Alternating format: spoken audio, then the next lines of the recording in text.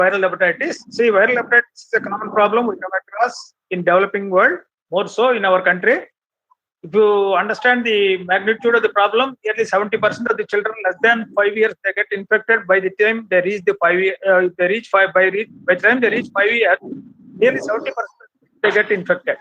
Because this is mainly because the viral hepatitis or hepatitis A, what I refer to, is very common oral transmission, usually due to contamination of food and water.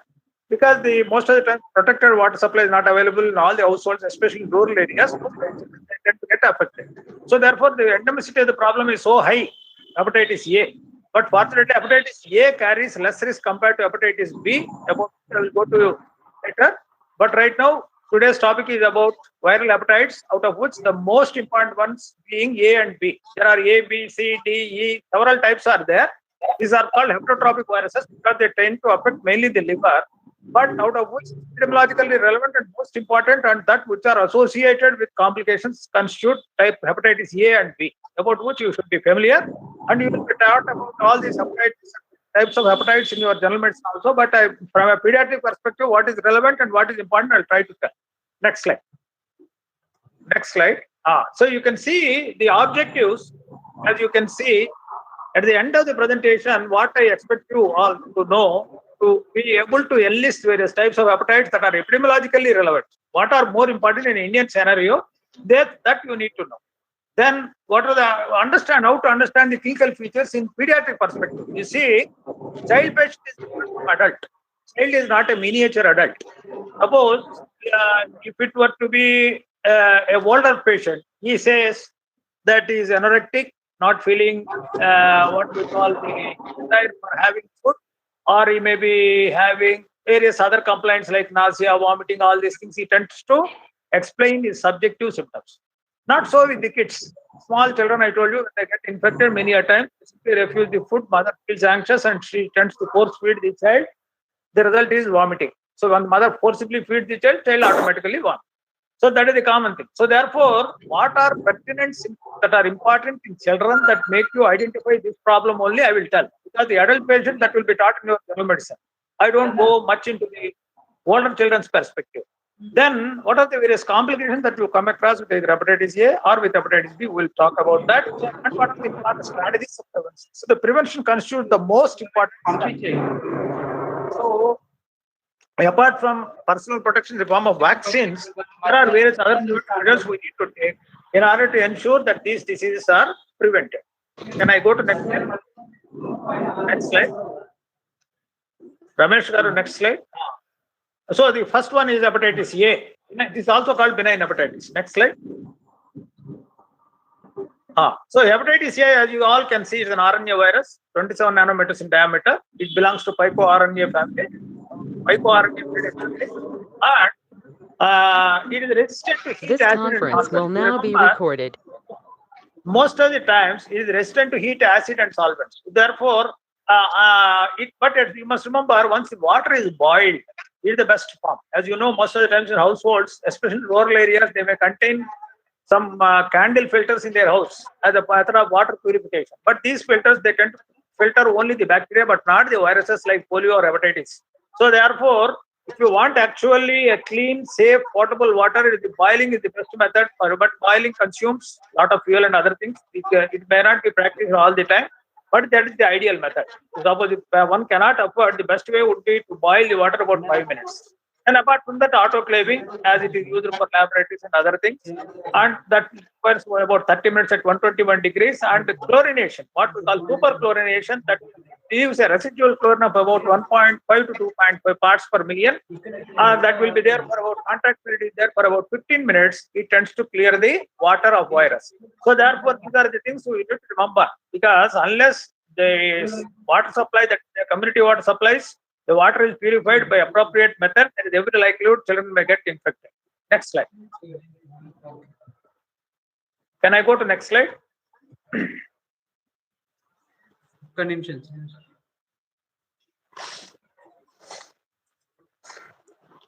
So, as you know, hepatitis A is a self-limiting. So, it has got a natural course.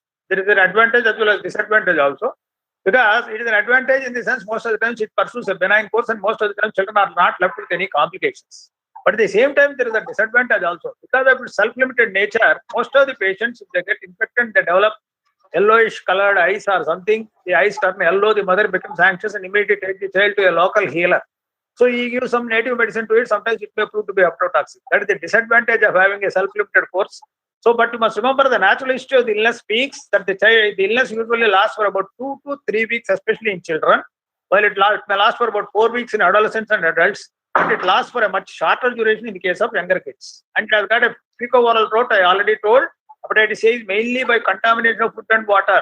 That is another important thing. Most of the time, you see, we need not think that only rural people are not aware of safe water and other implications. Even urban people also, we see so many people getting affected with this hepatitis A because they try to consume various foods at the roadside eateries and other things. I see so many youngsters eating food at the roadside eateries. Of course, with COVID, it has come down now. But it was the practice we used to see. So therefore, even youngsters, it may get affected. Most of the times, if an adolescent or adult gets infected, it tends to be more severe also. That point also you have to remember. In children, it pursues a more benign course compared to adolescents and adults. And there is a close contact between person to person also. There is a likelihood of transmission and contaminated food and water, I already told. Then period of infectivity. Feces is infectious 2 weeks before to 1 week after the jaundice. See, you remember, in all the cases of hepatitis A, the patient need not be icteric. So the eye grounds need not be yellow. Without eyes being yellow, sometimes the patient may suffer. In fact, subclinical or very minimal form of involvement of the liver also can be there, and that is much commoner in case of hepatitis A in children. This point you have to remember. Unlike in adults in whom the infection tends to produce usually yellow eye grounds, in the case of small kids, even the eye grounds also may not turn yellow. Child can have a subclinical infection. So therefore, the infection may occur. Suppose if there is a community water supply, one household member is affected, other children also may get affected. So when a patient comes with a jaundice, you must always inquire about the source of water, drinking water for the family. And most of the times, if you go into the details, it will not be a protected water. Let us go to the next slide. Next slide, please. So if you look at pathogenesis, mainly centrilobular hepatocellular damage, there is some cell-mediated immune response is there. There will be circulating antibodies that help to limit the dissemination of the infection. So as you know, the virus per se is not cytopathic. That means it will not cause irreversible damage to the liver cells, as if it results in a cirrhosis or something like that. That will not be there. It's a benign hepatitis. It pursues a benign course. It has got a self-limited course lasting for about 2 to 3 weeks. Most of the time, the patient will make a complete recovery without any significant event. So therefore, whatever native drug that he consumes, he thinks because of that only the patient has made a recovery. But that is a myth. It is a natural history of the infection itself. We'll go to next. So if you look at the clinical features, as you know, the incubation period is quite longer. So it may take, for the jaundice to appear, it may take about a couple of weeks to even 8 weeks also. Is it not? 6 to 7 weeks or around 7. So that means 2 to 7 weeks is the long interval that can be there. So right from, suppose the patient has taken a contaminated food or water, it takes about this much time for the patient to manifest various symptoms of infective hepatitis. Onset, it is an acute hepatitis. Most of the time, the onset is acute. So, but problem is it has got a prodromal phase. That is very important and lasts for about 1 to 2 weeks. And it has, if you look at, the patient will have a moderate fever. He has got a severe malaise, nausea, and upper abdominal pain. So, must remember, the fever is not very high grade, but there will be severe malaise. The fellow feels terribly tired. We go to previous slide. Previous one. So it has got a severe malaise and he has got a nausea and upper abdominal pain. This is a very important thing. He points his finger towards right hypochondrium. Most possibly he has got it because of stretching of the Grison's capsule that is there around the liver. The patient experiences pain in the right hypochondrium. So that's all. So suppose in younger kid, all these things also may not be there. Child may have a little fever, he may have malaise. And I'll tell you, later patient passes dark colored urine and there will be staining of cloths and white colored stools and sclera on skin, they appear yellow. So the eye appearance of the sclera, yellowish background in the sclera is somewhat an uncommon feature in children, while it is a very common feature in adolescents and adults. That point you have to remember. But all the children, because the liver is being involved, usually the urine tends to be dark yellow in color, and at the same time it passes a white colored stool. Because of some degree of intrahepatic cholestasis, the bile salts are not excreted in the stool. Naturally, the stool is white in color. So therefore, when a child comes or child is brought by the mother, because I wanted to emphasize the pediatric perspective, because adult component will be taught for you in general medicine. I'm telling you how it presents in a child patient, because we are interested in a child patient now. So therefore, the mother brings the child. Most of the times, what happens is the child is, mother says the fellow is very, very reluctant to take a feed. He is not at all interested in the food. Suppose the mother offers the food, the child simply throws the dish off him. The reason being he has got so much of anorexia that is very, very striking. But mother is not aware the child is having a liver problem, or because there will not be any manifest jaundice clinically also. Suppose the eyes appear yellow, mother may notice. Suppose most of the times I told you in children, the eyes may not be yellow. Mother is very much worried. The fellow is not eating, suddenly stop eating food and he had a little fever, and she brings the child to the outpatient department stating that, doctor, my child had a fever. Afterwards, he stopped eating food. I am very much worried. That is the only complaint. Because when I try to, she says vomiting. When you ask, I'm trying to force feed him. That is why, and after force feeding, he is vomiting. So any child, not alone child with hepatitis, any child, if he is force fed, he will vomit. Remember this point. Children should not be fed forcibly. That is the commonest mistakes the mothers will do. So whether you have to attribute vomiting only when it occurs without force feeding also. So in the case of hepatitis, there can be vomiting, because most of the time the child will not be in a position, because it is an infective illness. There is a febrile component also. The child tends to vomit. And if that is there, you have to ask carefully the mother, what is the color of the urine and color of the stool. These two things will be there in children also. But if you ask this question to the mother, most of the times mother says, I have not noticed. In such a case, what you need to do is ask the mother, if the child is otherwise well, you can ask her to go back, get back home, or at least wait for some time and report about the color of the urine and stools. That is very, very important. Because mother says the urine is very yellow and stool is white in color, you have to suspect hepatitis. You have to suspect. That is one way. Or if clinician has got a high index of suspicion, you can order for investigation wherein you can test for the various liver enzymes and also serum bilirubin and identify whether the patient is having a jaundice or not. Similarly, ask the mother to collect urine after a while and then get it tested for jaundice. That is how he has to get a test. Okay, that is how. Because it requires on the part of the doctor attending the child to have a high index of suspicion. We'll go to next slide.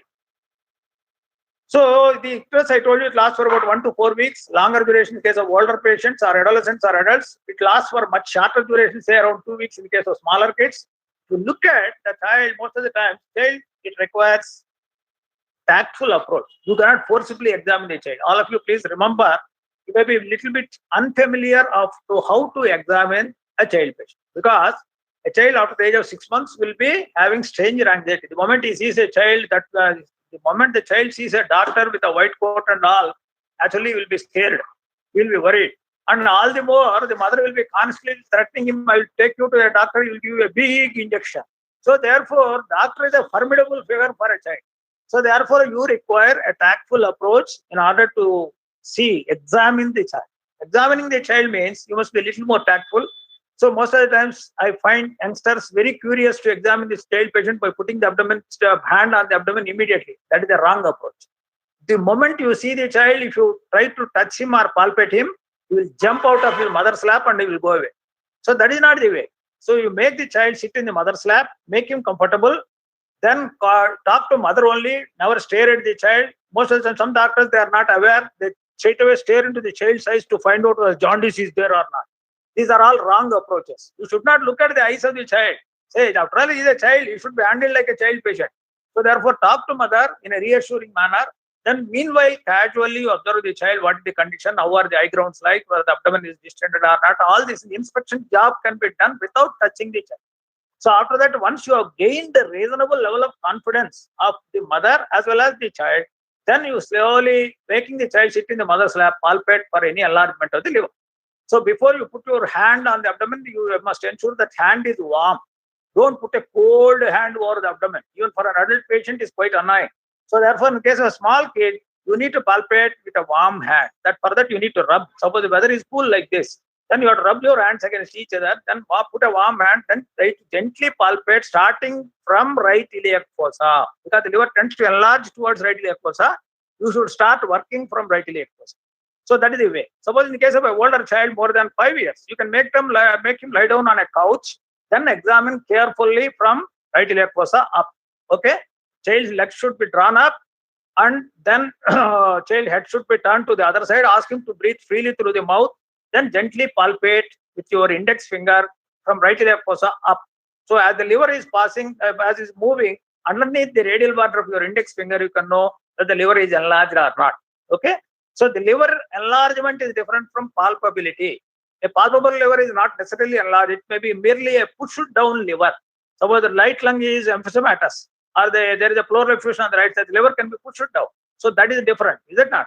So therefore, enlarged liver is made out by means of palpating for the lower border and percussing the upper border and measuring the liver span. Liver span is the vertical height between the upper border and the lower border. Okay. If the liver span is increased, there is an intrinsic cause for hepatomegaly, and then you can say in an authentic manner, child has got a hepatomegaly. So these are the things you have to do. We need a little more precautions while examining a child patient and to elicit his cooperation. You should not say, child is not cooperative, sir. Then the examiner will not be cooperative with you. So if you want to elicit the cooperation, you need to have the soft skills wherein you approach the child in a tactful manner, in a gentle manner, in a reassuring manner, with warm hands and warm heart. So you have to palpate the liver. So the liver is enlarged and usually tender. I told you because the distance capsule is stretched, it is tender. And most of the times, about 10% of children, you may find even spleen also. Spleen also, you should start working from right iliac fossa, proceed towards left iliac fossa, because the spleen also tends to enlarge towards right iliac. Both the liver and spleen, they tend to enlarge towards right iliac fossa. For both these solid organs, if you want to start palpation, you have to start from right iliac fossa. Okay? Suppose minimal splenomegaly, you have to see in the right lateral decubitus. I don't go into details. In clinical methods, you will be taught. Then coming to various secondary and second infections, that means suppose child is affected once with infective hepatitis, it provides usually a lifelong immunity. Second infections are very uncommon. Similarly, there is no issue of carrier state. So the carrier is a big problem epidemiologically because the fellow will not be suffering from the disease, but he will be transmitting the disease in the community, either a healthy carrier or a convalescent carrier. Such issue will not be there in case of hepatitis A. And similarly, there is no possibility of any reinfection. Right. Next slide. So in young children, I told you it is mostly subclinical, 80% in children less than 2 years. So most of them, they are less than 2 years, it is subclinical. Jaundice is most uncommon. That is another reason why the mother often misses. She comes and tells only the child is not eating, but you have to have suspicion that the child is possibly having an infective hepatitis because it is called anicteric hepatitis. And most of the times, you must remember the recovery is the rule. You can tell the mother if you are sure the child is having most likely hepatitis A, you can tell the mother most of the times the child will recover, and 99.9% of the cases child will recover. Fulminant hepatitis is most unusual complication. More often iatrogenic, I can say. Iatrogenic means not in the sense because the physician who is not having a high index of suspicion misses the hepatitis and gives us some hepatotoxic medicine that may result in fulminant hepatitis. Similarly, a fellow takes a native drug from a local healer, then the so-called benign hepatitis may pursue a malignant course and may turn out to be a fulminant or malignant hepatitis. Similarly, if the patient is having a chronic liver disease, say for example, he is having already what we call copper storage disease like Wilson's disease, on that if the superimposed is this hepatitis A, it may result in fulminant hepatitis. Because there is already a chronic liver disease superimposed on which there is an acute infection, then this infection may result in fulminant hepatitis. That means it may not pursue a benign course. Are you able to follow me? Hello? Hello? Students? Yes, sir. Okay. Yes, sir. So the fulminant hepatitis is somewhat uncommon. It may happen if there is an underlying problem or if there is a consumption, if the patient takes a native drug or sometimes iatrogenically by a physician also who is not aware child is having a liver problem. Then coming to mortality is very less. You can remember it's 99.9% they recover. Almost all the children developing countries are exposed before 10 years, not even 10 years, before 5 years, I can say, epidemiologically. That is the reason we recommend hepatitis A vaccine after the age of 1 year, most of the children.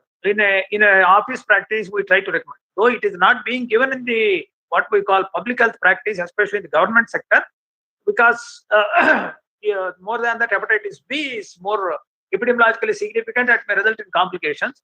But in office practice, usually hepatitis A vaccine is given after the age of 1 year. Next slide. So look at various enzyme levels. ALT levels are very high in the first week, and there is a moderate elevation. And there is abnormal enzyme biochemistry which may last for about 1 to 3 weeks. That means the hepatocellular damage is continuing for a period of 1 to 3 weeks. And usually the diagnosis is made by means of, not by the isolation of the virus, but by means of serology. Serodiagnosis, you go for and test for IgG antibody as well as IgM. IgM usually denotes acute infection. So this may last for about a couple of weeks, and IgG may persist for lifelong most of the times, and because there is no reinfection in this case. Next slide. So therefore, most of the time the diagnosis is clinical, or it may require a little urine examination together with the blood biochemistry. With this, you can make out the diagnosis of hepatitis. You can reassure the mother most of the times it pursues a benign course. There is nothing to worry, but child may require. One important problem in case of children, usually in case of older patients, you can advise them rest. It is very difficult to practice rest in the case of children because children, they tend to be playful. But because there is anorexia and weakness, most of the times the child may not be very keen. So another important point I forgot to tell. Suppose in this case, I told you there will be marked anorexia. Once the child develops clinically jaundice, his appetite improves. You must remember this. So once there is the appearance of jaundice clinically, the child's appetite improves. But mother is very much worried of giving food at that time. She says this fellow is having yellow eyes, sir. Still he wants to have everything. That is a common thing which we come across in clinical practice. So after the appearance of the jaundice, child's appetite improves, but child can be allowed as much as food as possible, frequent intervals. A little reduction in the fat may reduce nausea and vomiting, but that's not actually contraindicated. In fact, energy-dense foods are more needed for these children who are convulsing. So therefore, if the jaundice appears, you can ask the mother to encourage feeding, whatever is in a reasonable manner, so that the child makes a faster recovery. The convulsions will be much faster if the child is fed. If he is in asking for food, she will not be very much worried about giving any food because she says, sir, my neighbors told me because fellow has got a jaundice, he stopped me to garlic, this fellow stopped me vegetables, this fellow stopped food. Ultimately, you will be starved. So this therapeutic starvation by the unwary mother is a big problem in pediatric practice. You have to counsel the mother regarding what type of food the child can take and ask him to go for it. Okay? So that is another thing. So another important point I would like to say. So the child in case of infective hepatitis will have a fever. Once it appears, jaundice appears, the fever subsides. Child will not be having any fever once there is a jaundice. So that is a common picture. But in some conditions, in spite of appearance of the jaundice also, there will be fever. So this is called what we call febrile icterus. So in the case of infective hepatitis, it is not a febrile icterus because once there is appearance of jaundice, fever subsides. But in some children, after the appearance of jaundice also, there is a fever. The commonest condition is falciform malaria. So remember, when the patient has got a jaundice clinically and he hails from an endemic area for malaria, and there is a jaundice associated with fever, what we call a febrile icterus, first possibility that should strike to your mind is the malaria. You must remember this. Because malaria, after the appearance of jaundice, also the fever, intermittent fever, and chills and rigors, they continue. So therefore, that point you have to remember. That's how you try to differentiate a jaundice due to malaria from jaundice due to infective hepatitis. This point you have to remember because it is of practical importance. Then rest in bed is advisable in case of older children. You have to give diet rich in carbohydrates. Prevention is by active method. There is a live attenuated vaccine available, which can be given after the age of 1 year, I told you. So there is a passive pooled immunoglobulin also can be given 0.02 ml per kg, 16% solution to close personal contacts as well as household members to prevent spread in the household. Next slide. Then coming to hepatitis B. So this is another major public health problem. India comes under the category of medium prevalence. That is 1.3 to 12.7% prevalence is there. Depending upon geographic area, it comes under medium prevalence. It is not a small number. See, percentage-wise, it may look small, but overall absolute numbers will be very high. And most of the time, this was when we were students, this was used to be the commonest cause of cirrhosis liver. So most of the fellows, they tend to have this problem. They acquire this infection by various means. It may be through blood transfusion, it may be by needle sticks, it may be due to sexual mode of transmission, or it may be, usually it is the parental mode, the child gets infected, child or an adult. So that's how it used to be, and most of the cirrhotic fellows used to be surface antigen positive. So this is a very, very dangerous problem. Unlike hepatitis A, this causes permanent telltale evidence of liver damage. That can be the problem with hepatitis B. I don't know how many of you are immunized. It's being given in our college also, I strongly understand. So how many of you are immunized with hepatitis B? Those who have not had this hepatitis B, please go and have. Because medical professionals, they carry more risk of having hepatitis B. You cannot postpone that. You have to have 3 doses. I will go to vaccine later. So it's a very dangerous condition because once it gets affected, the person gets affected, the very likelihood it may remain chronic and it may cause damage. We're barring few exceptions. Most of the patients, they tend to have a chronic problem and ultimately it end up in cirrhosis or carcinoma of the liver. So therefore, you need to have a vaccine. That is very important. All of you medical students, this is my message to you all. Go and have hepatitis B vaccine if you have not been done already. Then 43 million. So this is a big problem epidemiologically. The carriers, they continue to harbor the virus in their circulation and their blood and blood products continue to be communicable to others. So there is every likelihood that suppose if you are giving a surface antigen positive fellow and give IM injection, in the process you acquire a needle stick injury. There is every likelihood you may also acquire infection. That is the problem. So therefore the carriers you come across very commonly in India. So you remember the carrier status is much commoner in the children who are infected perinatally. Perinatally means from mother to child. Suppose mother is surface antigen positive and the baby is born, and the newborn baby is not immunized with hepatitis B vaccine. Now the recommendation is to give vaccine in the day one itself. Suppose previous days when it was not given, the baby used to acquire infection perinatally. This is called mother to child transmission. So these babies who are infected in the perinatal period are the most vulnerable section. So they become the carriers most of the time. They spread the infection in the community. So therefore, epidemiologically, childhood infection is very, very important because carrier status tends to be much commoner in children who acquire the infection perinatally. And out of them, 10% are highly infectious. Highly infectious means the virus undergoes, the viral loads are very heavy. So chronic HBV infection can cause cirrhosis of the liver and also it may cause hepatocellular carcinoma. So both end results, they can be there with hepatitis B. Unlike you make a comparison of hepatitis A and B to have a complete understanding. Next slide. So look at etiology. That was an RNA. This is a DNA containing double-shell virus, 42 nanometers. So yes, these children who are infected, surface antigen also called, it was called, sometime back it was called Australia antigen. Now they call it surface antigen only. It denotes active HBV infection. It is an active infection. Suppose surface antigen positive means he is a hepatitis B carrier. And most of the times, there is a core antigen that elicits the specificity. And one important another antigen is E antigen. E antigen means that the virus is replicating very fast. And if the E antigen content is very high, that fellow proves to be highly infective to others. Highly infective. Hepatitis E is an antigen that is symbolic of high rate of replication of hepatitis B virus. You understand? Why I'm saying? Because suppose mother is surface antigen positive. Okay, the child, there is a very likelihood child may get infected and it may be in the range of around 80%. Suppose the mother is not alone surface antigen positive but also E antigen positive, there is nearly 95% probability of baby getting infected with this mother. That is important. So therefore, the mother becomes highly infectious if E antigen is positive. Next slide. We'll go to next slide. So this is called vertical transmission. Pediatric practice, what is more important is right from the neonatal period, a baby is vulnerable. Mother is surface antigen positive, the fetus may be infected. Most of the time, the infection transmission takes place at the time of delivery. Nearly 90% the infection is at the time of parturition, not before or after.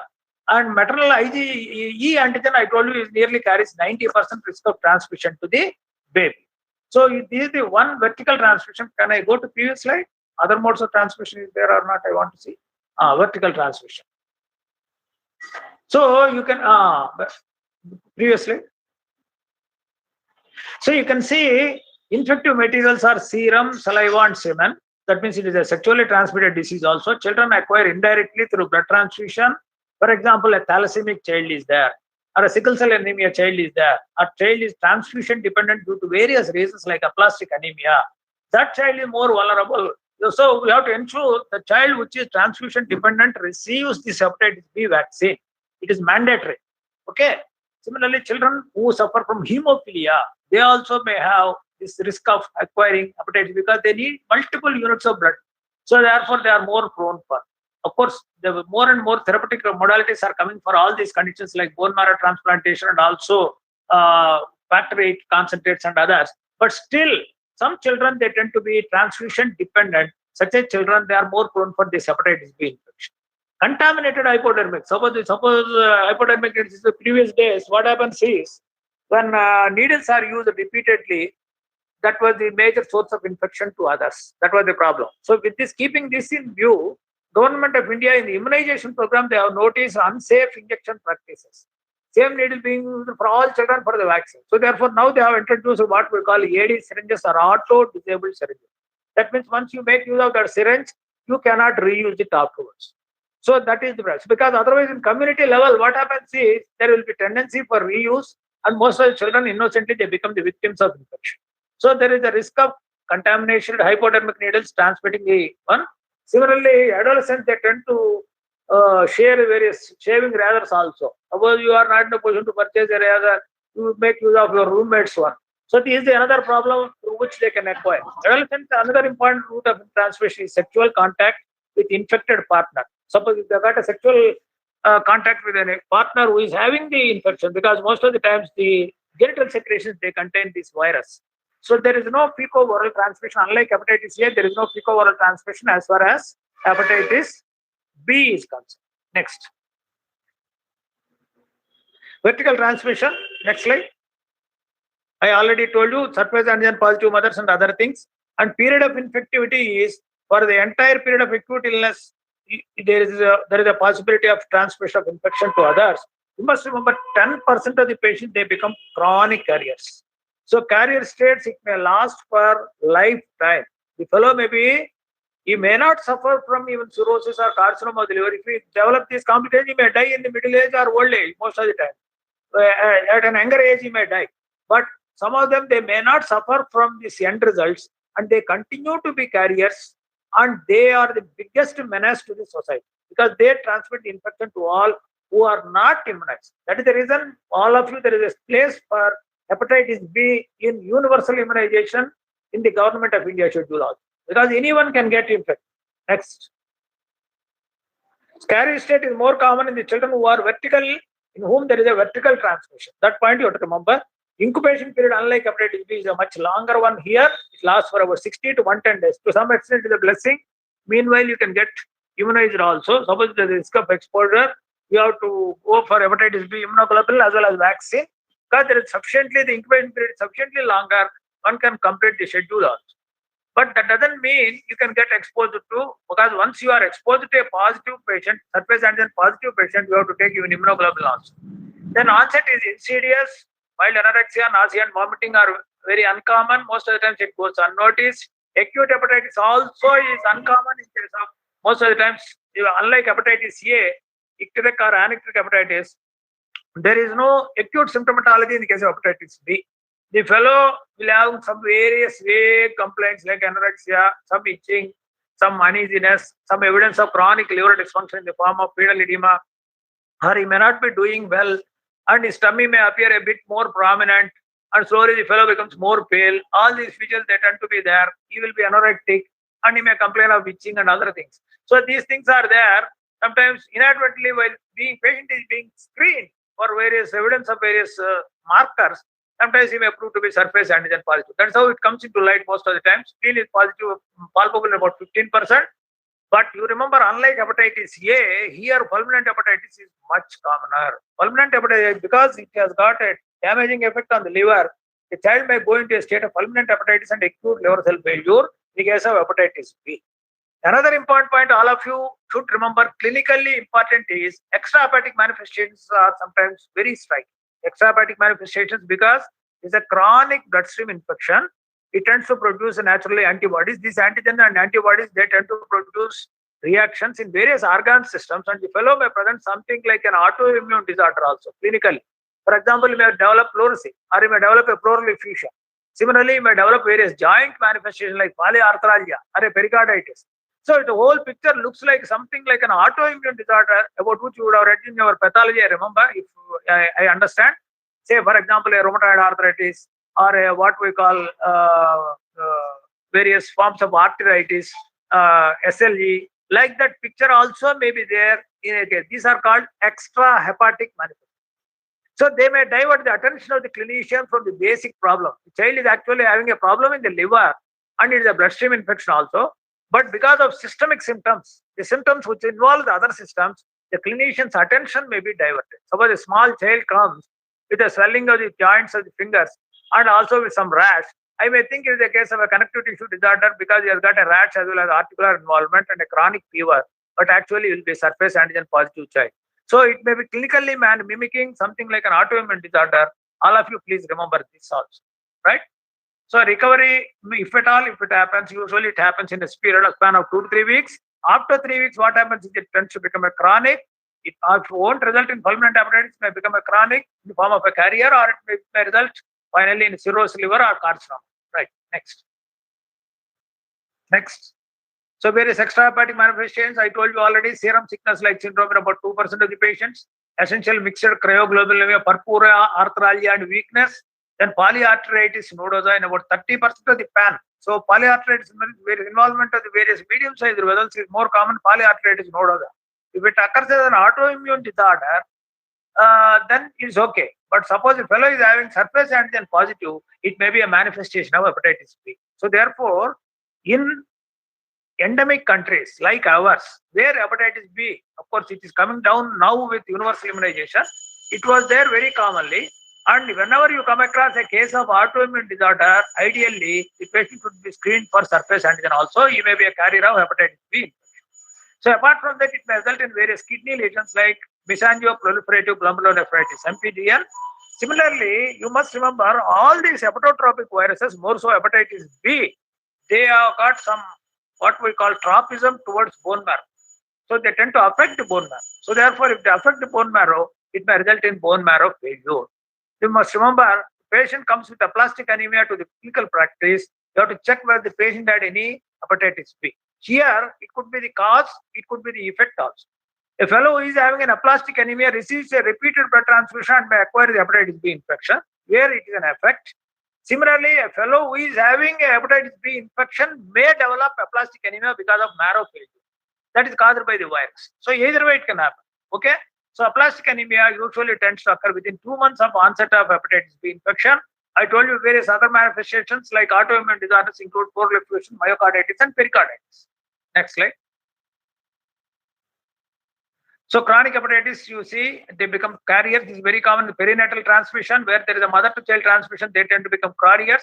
But if they become carriers, 70% will have what we call chronic persistent hepatitis. Usually, this will not have any problem. So the persistent hepatitis, there is a good general condition.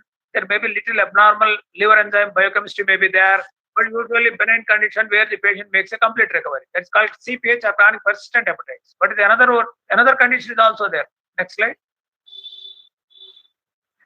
So chronic active hepatitis is a big problem. So that means the hepatitis is the viral replication is continuing. So the virus continues to cause damage to the liver. The fellow will have sometimes chronic jaundice. He will not make a recovery. Remember, jaundice can be caused by umpteen number of causes. Don't think every case of jaundice means hepatitis B or hepatitis A. No doubt, these two are important causes you have to remember, out of which the hepatitis A is the most common cause of jaundice in our country, most common cause. But the jaundice can occur because of pre-hepatic causes, hepatic causes, or post-hepatic. Okay? So post-hepatic, usually call them a surgical jaundice, where there is an obstruction of common bile duct with a stone or a stricture or a growth. That is more common. You come across, you may go to surgical wards, there you come across post-hepatocellular causes. Suppose carcinoma of the pancreas is there. A stone in the common bile duct is there, that may cause a cholestatic jaundice. That is a different story. There also the fellow will have a white colored stool, dark colored urine, and apart from that, he will have marked itching, and also because of lack of absorption of vitamin K may have a bleeding tendency and all. But the pre-hepatic causes, where pre-hepatic causes is also more common in case of pediatric practice, the most important ones are hemolytic anemias. In hemolytic anemias, what happens? There is a more hemolysis of RBC. So the breakdown product of RBC is one of bilirubin. So the bilirubin shoots up, naturally the patient will be jaundiced. So in the case of hemolytic anemias, usually the patient will have pallor associated with icterus. So whenever you come across a small child with pallor with icterus, you have to suspect hemolytic anemia. You'll have hemolytic faces and other things. Chipmunk faces are what we call something like a mongoloid features may be there. So these type of features with a growth retardation, you have to suspect a hemolytic process where the cause of jaundice is pre-hepatic hemolysis. But in the hepatocellular jaundice, which is very common, epidemiologically the more important is hepatitis A and B. So this point you have to remember. So when a patient of jaundice comes, you must be able to clearly distinguish what is pre-hepatic, what is hepatic, what is post-hepatic. That is your job only. You have to ask the relevant questions to the patient or the mother and try to find out what the patient has got. For example, in the case of hemolytic anemia, the patient will have recurrent episodes of jaundice right from childhood onwards. His growth is retarded. He'll have chipmunk faces. He'll have hepatosplenomegaly. There is a pallor associated with jaundice. That jaundice is lemon yellow in color. Lemon yellow color jaundice you come across in the case of hemolytic anemia. In the case of sickle cell anemia, you may see clubbing also. Sickle cell anemia. But in the case of hepatocellular jaundice, usual history in case of hepatitis A is short duration, hepatitis B is long duration. There may be evidence of chronic liver cell impairment in the case of hepatitis B. So if the fellow comes with a cirrhosis or he develops some malignancy, then you have to suspect possibility of hepatitis B. Then coming to the post-hepatic causes, the most important ones are the surgical ones. So in this, I told you all the clinical picture will be there. So the bile stones and other gallstones and other things which may obstruct the CBD or common bile duct and patient may develop post-hepatic. So therefore, white colored stool, dark colored urine, a bleeding tendency, marked itching, all these go in favor of cholestatic jaundice, right? So to ask the relevant questions, what is the color of the urine? What is the color of stools? Is there pruritus or itching? Is there any bleeding tendency? Is there any impairment of growth? Growth impairment is most commonly seen in chronic liver disorders. Maybe it is hemolytic anemia or in the case of cirrhosis liver. Then what is the phases of the child? Does it denote any abnormal phases in the form of hemolytic anemias? Like that, you have to differentiate various types of jaundice. So coming back to a chronic active hepatitis, a chronic jaundice, persistent liver enzyme elevation will be there, progressive cirrhosis or hepatocellular failure, progressive deterioration. So these children are more vulnerable for going into either a chronic hepatocellular failure, which clinically presents with various features of cirrhosis, which you will be taught in general medicine, like clubbing, what we call Dupuytren's contracture, gynecomastia, all these blah, blah, blah will be there. Or the fellow may have an acute episode of fulminant hepatitis or a chronic liver disease also. Sometimes they may come to emergency department in a state of hepatic coma. The patient is unconscious and is bleeding. To look at any unconscious patient, you have to look for eye grounds to find out if the patient has got a jaundice. That is very, very important. A good clinician will look at the eyes to find out if the patient has got a jaundice. The patient has got a jaundice and patient is suddenly started bleeding and is goes into a state of coma. One of the most important differences being the hepatic coma, right? So then progressive deterioration also may be there. Right. Next. So therefore, the fulminant viral hepatitis and subfulminant viral hepatitis, these are the two dangerous complications that can occur with hepatitis B. You have to remember, it's actually about details we can go. Usually they tend to develop within 2 weeks or 2 weeks to 3 months. Principal symptoms of this fulminant hepatitis is, remember, hepatic encephalopathy. And so hepatic encephalopathy means there is a cerebral edema, there is a bleeding tendency with coagulopathy, patient may go into a state of shock. There is associated what we call hepatorenal syndrome. There is a renal impairment. There is a progressive renal insufficiency with rise in the renal parameters. That picture is usually seen in fulminant hepatitis. Patient will be hypoglycemia because the liver glycogen stores are very much depleted. Patient may go into a state of hypoglycemia. This causes further brain damage. And apart from that, there may be associated pancreatitis and infection. So this carries a very heavy mortality to the tune of 40 to 80%. Patients, they tend to die. They come with hepatic encephalopathy. One of the important things, we'll go to hepatic encephalopathy and other things in my liver cell failure class. I don't go into the details now. That topic is there separately. So hepatitis B virus is the most common cause of fulminant viral hepatitis. All of you please remember. Then most of the times when what is the cause of fulminant hepatitis, some people they say hepatitis A. A is epidemiologically common, but fulminant viral hepatitis, though epidemiologically less common compared to hepatitis A, it is the common cause of fulminant viral hepatitis. Right? Next. Try to make a comparison, try to differentiate one from the another. Then lab investigations, the lymphocytes there may be lymphocytosis, liver enzyme biochemistry is altered and it may continue to rise. In case of chronic active hepatitis, they continue to be elevated.